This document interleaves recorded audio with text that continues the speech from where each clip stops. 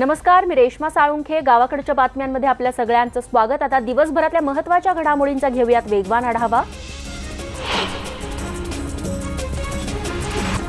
पंतप्रधान नरेंद्र मोदी लालकृष्ण अडवाणींना गुरु मानतात, मात्र त्यांनी अडवाणींना चपलेनं मारून स्टेजवरून खाली उतरवलं होतं असा गंभीर आरोप राहुल गांधींनी केलाय.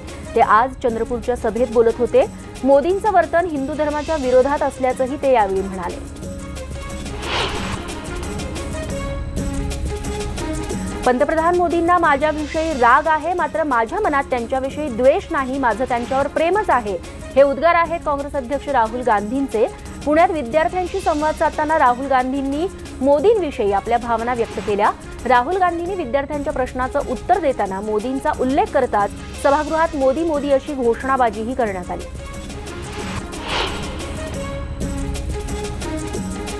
पंतप्रधान देशातील मूलभूत प्रश्नांपासून पळ काढतायत असा आरोप राहुल गांधींनी पुण्यात केला.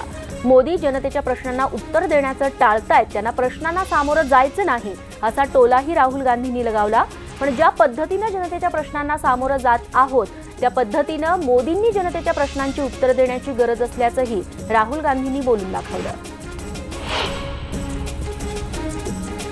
यावेळी राहुल गांधींनी भाजपच्या अच्छे दिनच्या घोषणेची खिल्लीही उडवली. मोदींनी गेल्या निवडणुकीत अच्छे दिन आएंगेची घोषणा दिली होती. तसंच प्रत्येकाला 15 लाख देण्याचं आश्वासनही दिलं होतं. मात्र या आश्वासनांची पूर्तता करणं त्यांना कधीच शक्य नाही. आताच्या सरकारनं केवळ पोकळ आश्वासनं दिली अशी टीका राहुल गांधींनी केली आहे. पुण्यातल्या कार्यक्रमात बोलत असताना राहुल गांधींनी राजकारण्यांच्या निवृत्तीच्या वयावरही भाष्य केलंय. राजकारण्यांनी वयाच्या 60व्या वर्षी निवृत्त व्हावं असं स्पष्ट मत राहुल गांधींनी मांडलं. सर्वच राजकीय पक्षांमध्ये अनेक वयोवृद्ध नेते असून तरुणांना राजकारणात संधी दिली जावी असं म्हटलं जात असलं तरी बुजुर्ग नेत्यांचा आजही विविध पक्षात दबदबा कायम आहे. राज्यातील काँग्रेस ही राष्ट्रवादी काँग्रेसची बी टीम आहे. इथली काँग्रेस शरद पवारच चालवतात अशी घणाघाती टीका मुख्यमंत्री देवेंद्र फडणवीस यांनी केली. ते न्यूज 18 लोकमतच्या न्यूजरूम चर्चा या खास कार्यक्रमात बोलत होते. तसंच राज ठाकरेंना फार गांभीर्याने घेण्याची गरज नाही, ते जितकी गरळ ओकतील तितकी आमची मतं वाढतील असं भाकीतही त्यांनी वर्तवलंय.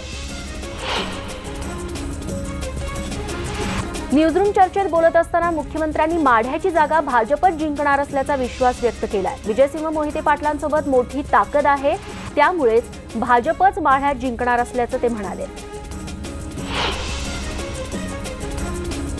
न्यूजरूम चर्चेत मुख्यमंत्र्यांनी मनसे अध्यक्ष राज ठाकरेंवरही जोरदार टीका केली आहे. राज ठाकरेंना गांभीर्यानं घ्यायची गरज नसून या निवडणुकीत ते जितकी गरळ ओकतील तेवढी आमची मतं वाढतील असा टोलाही यावेळी मुख्यमंत्र्यांनी लगावला.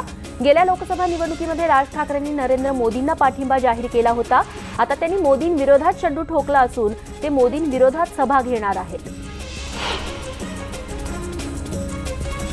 शिवसेनेच्या दबावामुळे भाजपनं किरीट सोमय्यांना उमेदवारी नाकारली नसल्याचं मुख्यमंत्र्यांनी न्यूजरूम चर्चेत स्पष्ट केलं. ईशान्य मुंबई लोकसभा मतदारसंघातून भाजपनं किरीट सोमय्यांचा पत्ता कापून मनोज कोटक यांना उमेदवारी दिली आहे. सोमय्यांच्या उमेदवारीला ईशान्य मुंबईतील शिवसैनिकांनी जाहीर विरोध केलेला होता. त्यामुळेच भाजपनं किरीट सोमय्यांना उमेदवारी नाकारल्याची चर्चा होती. मात्र हा बदल शिवसेनेच्या दबावापोटी घेतला नसल्याचं मुख्यमंत्र्यांनी स्पष्ट केलंय. लवकरच सोमय्यांना मोठी जबाबदारी देणार असल्याचंही ते म्हणाले. लोकसभा निवडणुकीचं वातावरण चांगलंच तापलं असून राष्ट्रवादी काँग्रेसचे अध्यक्ष शरद पवारांनी पंतप्रधान नरेंद्र मोदींचा उल्लेख थेट लुंगे सुंगे अशा शब्दात केलाय. वर्ध्याच्या सभेत मोदींनी पवार कुटुंबावरती जोरदार टीका केलेली होती. त्याला प्रत्युत्तर देताना पवारांनी मोदींवरती घणाघाती हल्ला केलाय. अहमदनगर जिल्ह्यातील शेवगावच्या जाहीर सभेत पवारांनी मोदींच्या टीकेचा जोरदार समाचार घेतला. तिकडे गोंदियातल्या सभेला राष्ट्रवादी काँग्रेसचे ज्येष्ठ नेते छगन भुजबळ यांनी मोदींच्या राष्ट्रवादीवरील आरोपाला जोरदार प्रत्युत्तर दिलंय. आघाडीची सत्ता आल्यावरती जस्टिस लोया मृत्यू प्रकरणाचा उलगडा होईल असा टोला छगन भुजबळांनी लगावलाय. 2 दिवसांपूर्वी मोदींनी आपल्या सभेत तिहार जेलच्या भीतीनं राष्ट्रवादी काँग्रेसच्या नेत्यांची झोप उडाल्याचा आरोप केलेला होता. तिहार जेलमधला कैदी राष्ट्रवादी काँग्रेसची भांडाफोड करेल अशी भीती त्यांना सतावत असल्याचा खळबळजनक दावा मोदींनी केलेला होता. उत्तर मध्य मुंबईतील भाजपच्या उमेदवार आणि विद्यमान खासदार पूनम महाजन यांनी आज आपला उमेदवारी अर्ज भरला. अर्ज दाखल करण्यापूर्वी त्यांनी वांद्रे परिसरातील म्हाडा कार्यालयापासून ते उपनगर जिल्हाधिकारी कार्यालयापर्यंत रोड शोचं आयोजन केलं. अर्ज भरायला निघण्यापूर्वी पूनम यांच्या आई रेखा महाजन यांनी पूनम यांचं औक्षणही केलं. त्यावरती पूनम यांनी ट्विटरवरती भावूक पोस्ट टाकत वडिलांचे आशीर्वाद घेत असल्याचंही सांगितलं. लोकसभेच्या प्रचारादरम्यान बीडमधील भाजपच्या आमदार संगीता ठोंबरे यांना गावकऱ्यांच्या संतापाचा सामना करावा लागला. त्यांच्या त्या प्रचार सभेचा एक व्हिडिओ सध्या सोशल मीडियावरती चांगलाच व्हायरल झालाय. डॉक्टर प्रीतम मुंडे यांच्या प्रचारासाठी केज तालुक्यातील माळेगावात आमदार संगीता ठोंबरे गेलेल्या होत्या. प्रचारासाठी आलेल्या असताना ग्रामस्थांनी 5 वर्षात कोणती विकास कामं केली असा सवाल ठोंबरेंना विचारला. केंद्रीय मंत्री शाहनवाज हुसेन यांनी भिवंडीत काँग्रेस आणि समाजवादी पक्षावरती जोरदार टीका केली आहे. या दोन्ही पक्षांनी अल्पसंख्याक समाजाची घोर फसवणूक केल्याचा आरोप हुसेन यांनी केलाय.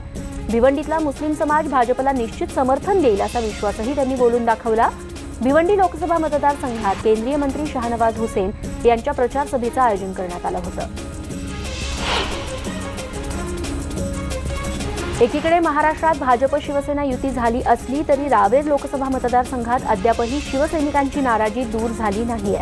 या मतदारसंघातून रक्षा खडसे भाजपच्या उमेदवार आहेत. जोपर्यंत भाजपकडून सन्मानपूर्वक वागणूक मिळत नाही तोपर्यंत रक्षा खडसेंचा प्रचार करणार नाही असं शिवसेनेच्या विधानसभा प्रमुखांनी न्यूज 18 लोकमतशी बोलताना सांगितलंय. रावेर लोकसभा मतदारसंघातून युतीच्या उमेदवार रक्षा खडसेंनी आज प्रचाराला सुरुवात केली आहे. वंचित बहुजन आघाडीच्या सभेमध्ये प्रकाश आंबेडकर यांनी निवडणूक आयोगाविषयी केलेल्या वादग्रस्त वक्तव्यामुळे आंबेडकरांविरोधात दिग्रस पोलीस ठाण्यामध्ये गुन्हा दाखल करण्यात आलाय. आपली सत्ता आल्यास निवडणूक आयोगालाच 2 दिवस तुरुंगात डांबणार असल्याचं आंबेडकरांनी वक्तव्य केलेलं होतं. या प्रकरणी आंबेडकरांविरोधात विवेक निळकंठराव यांनी गुन्हा दाखल केलेला आहे. तक्रार केली आहे त्यांनी. पुणे लोकसभा मतदारसंघातून सुरेखा पुणेकर यांच्याही नावाची चर्चा होती, मात्र त्यांना उमेदवारी मिळाली नाही. त्याविषयीची सुरेखा पुणेकर यांनी खंत व्यक्त केली आहे. मात्र आपण नाराज झालो असलो तरी निराश झालो नसल्याचं पुणेकर यांनी सांगितलंय. आगामी विधानसभा निवडणुकीत निश्चित संधी मिळेल असा विश्वास देखील सुरेखा पुणेकर यांनी व्यक्त केलाय. कलावंत म्हणून आपल्याला निश्चितपणे जनता पाठिंबा देईल असंही त्या म्हणाल्या. रावेर लोकसभा भाजपच्या उमेदवार रक्षा खडसे यांनी मुक्ताईनगरमधून प्रचाराला सुरुवात केली. यावेळी त्यांनी मुक्ताबाईचं दर्शनही घेतलं. शहरातील विविध ठिकाणच्या महिलांनी त्यांना औक्षण करून शुभेच्छा दिल्या. यावेळी त्यांनी शहरातील विविध भागात जाऊन मतदारांशी संवादही साधला. रायगड लोकसभा मतदारसंघात सध्या राज्यमंत्री रवींद्र चव्हाण शड्डू ठोकून आहेत. त्यांनी प्रचार आणि बैठकांदरम्यान शेकापचे जयंत पाटील आणि राष्ट्रवादी काँग्रेसचे अनिकेत तटकरे यांना टोला लगावलाय. हे दोघेही भाजपमुळेच आमदार झालेत हे त्यांनी विसरू नये असं रवींद्र चव्हाण म्हणाले. स्वाभिमानी शेतकरी संघटनेचे नेते राजू शेट्टी यांनी ब्राह्मण समाजाबद्दल केलेल्या वक्तव्याबद्दल आता दिलगिरी व्यक्त केली आहे. शेट्टी यांनी ब्राह्मण समाजाबद्दल आक्षेपार्ह वक्तव्य केलं होतं. त्यानंतर ब्राह्मण समाजाकडून शेट्टी यांचा निषेध करण्यात आला होता आणि माफीची मागणी करण्यात आली होती. हे वक्तव्य अनावधानानं झाल्याचं शेट्टी यांनी स्पष्ट केलंय. नांदेडमध्ये आमदार अबू आझमींची वंचित बहुजन आघाडीवरती त्यांनी टीका केली आहे. बहुजन वंचित आघाडीच्या माध्यमातून भाजपला जिंकवण्याचं काम करत असल्याचं त्यांनी म्हटलंय. प्रकाश आंबेडकर आणि असदुद्दीन ओवैसी हे यांच्यावरती भरोसा नसल्याचं देखील अबू आझमी म्हणाले. ते समाजवादी पार्टी आणि बहुजन समाज पार्टी आघाडीच्या प्रचार सभेत बोलत होते. माजी खासदार माणिकराव गावित यांचे स्वीय सहाय्यक भगवान गिरासे यांनी राहत्या घरी आत्महत्या करण्याचा प्रयत्न केला. शुक्रवारी सकाळी 11 वाजण्याच्या सुमारास अचानक त्यांनी राहत्या घरी गळफास घेतला. घरातील सदस्यांनी लगेच त्यांना पकडलं आणि दोरी कापली. त्यानंतर गिरासेंना तात्काळ नवापूर शहरातील खासगी रुग्णालयात उपचारासाठी दाखल करण्यात आले. त्यांची परिस्थिती नाजूक असून डॉक्टर सध्या गिरासेंवरती उपचार करतायत. लोकसभा निवडणुकीचा प्रचार सुरू असला तरी लोकसभेच्या निवडणुकीत एकमेकांविरोधात उभे असलेल्या 2 उमेदवारांची आज गळाभेट झाली. तुळापूरमध्ये राष्ट्रवादी काँग्रेसचे उमेदवार डॉक्टर अमोल कोल्हे आणि शिवसेनेचे उमेदवार शिवाजीराव आढळराव पाटील यांनी गळाभेट घेतली. या प्रसंगी पत्रकारांशी बोलताना डॉक्टर अमोल कोल्हे यांनी राजकीय विषयावरती भाष्य करणं टाळलं. छत्रपती संभाजी महाराज यांच्या पुण्यतिथीनिमित्त राज्याच्या कानाकोपऱ्यातून तुळापूर येथील समाधीपुढे शंभूप्रेमींनी गर्दी केली होती. लोकसभा निवडणुकीचा प्रचार शिगेला पोहोचलेला असताना मतदारांना आकर्षित करण्यासाठी उमेदवार प्रचाराचे नवनवीन फंडे आजमावतायत. अभिनेत्री आणि भाजपच्या उमेदवार हेमा मालिनी यांनी गहू कापणीनंतर आता शेतात ट्रॅक्टर चालवून सर्वांचं लक्ष वेधून घेतलं. मथुरेतील गोवर्धन भागामध्ये त्या एका शेतात ट्रॅक्टर चालवत असल्याचा फोटो आणि व्हिडिओ सध्या व्हायरल झालाय.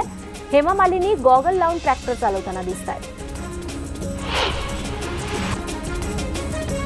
सोलापुरात भाजपच्या लोकसभा उमेदवार डॉक्टर जयसिद्धेश्वर महास्वामींनी आता प्रचारात चांगलीच आघाडी घेतली आहे. जयसिद्धेश्वरांनी योग मंडळाला भेट देऊन त्यांच्याकडून योगाचे धडे गिरवले.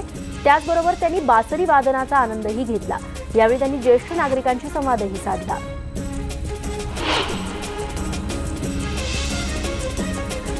पुण्यात 100% मतदान व्हावं यासाठी जनजागृती करण्यात येते. बापू गुंड या पुण्याच्या नागरिकांना प्रामाणिकपणे मतदानाचा हक्क बजावा या आशयाचे संदेश देत दुचाकीवरून जनजागृती सुरू केली आहे. बापू गुंड यांनी अंगभर मतदानाचं महत्त्व सांगणारे संदेश लिहिलेत. सांगलीत ठिकठिकाणी जाऊन त्यांनी लोकांमध्ये जनजागृती केली आहे. मतदानाचा टक्का वाढावा यासाठी जिल्हा प्रशासनाच्या वतीनं वाशीमध्ये मतदार जनजागृती रॅली काढण्यात आली. जिल्हाधिकाऱ्यांनी या रॅलीला हिरवा झेंडा दाखवला. या रॅलीत जिल्हा प्रशासनातले कर्मचारी आणि विद्यार्थीही सहभागी झाले. सगळ्यांनी मतदानाचा हक्क जरूर बजावावा असं आवाहन यावेळी करण्यात आलं. मतदानाची टक्केवारी वाढावी म्हणून निवडणूक आयोग, विविध सामाजिक संस्था सध्या जनजागृती करतायत. काही जागरूक मतदारही वैयक्तिक पातळीवरती नागरिकांनी जास्तीत जास्त मतदान करावं म्हणून प्रयत्न करताना दिसतात. भांडूपच्या स्वस्तिक फरसाण मार्टमध्ये मतदान करा आणि कोणत्याही खाद्यपदार्थांवरती 50% डिस्काउंट मिळवा अशी योजनाच राबवली जाते.